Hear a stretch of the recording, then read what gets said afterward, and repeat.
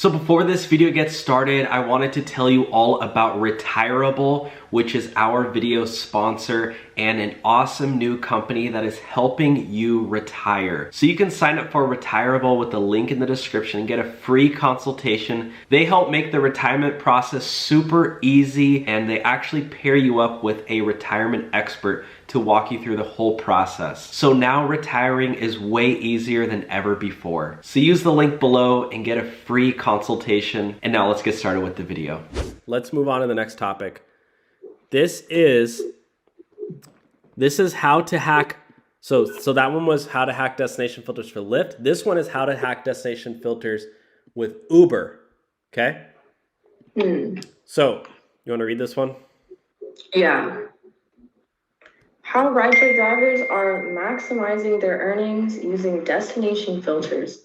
Possibly the most underutilized tool at a rideshare driver's disposal is the destination filter. Yep. This isn't to say that drivers aren't using the feature at all. Many just aren't taking full advantage of all of that a destination filter can help you with.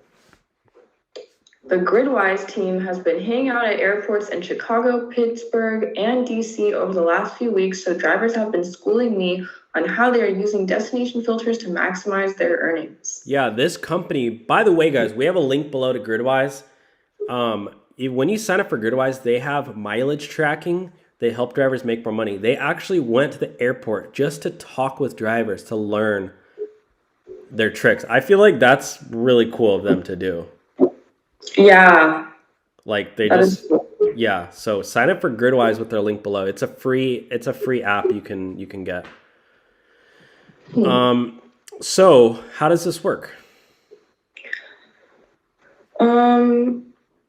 Lyft calls their destination feature destination mode, and according to Lyft, when destination mode is activated, you'll only receive requests from passengers that get you closer to your destination.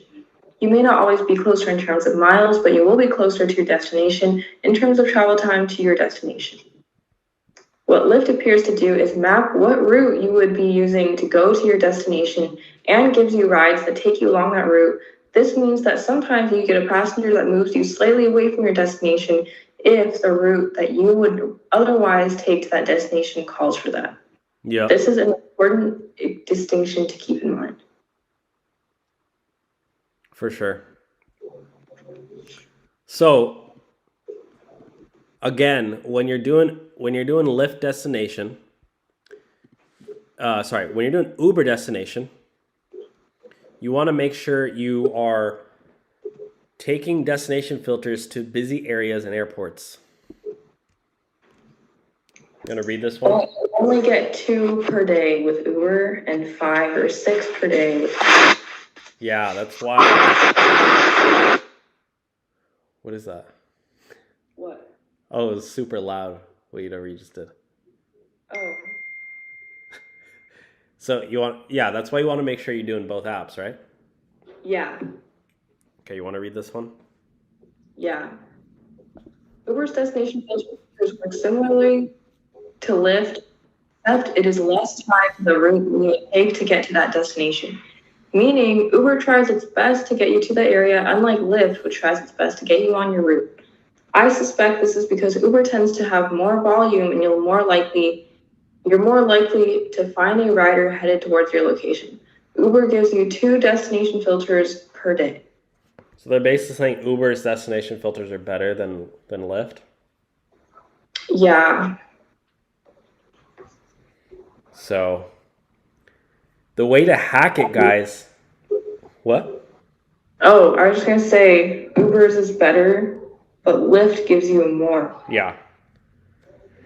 So this is what you want to do, guys.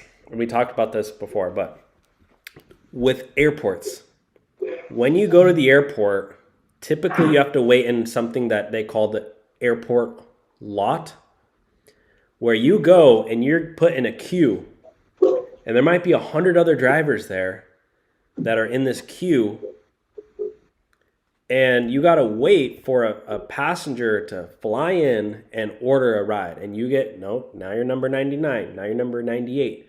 But if you get a ride to the airport, they will skip your line, so you just get a ride right out.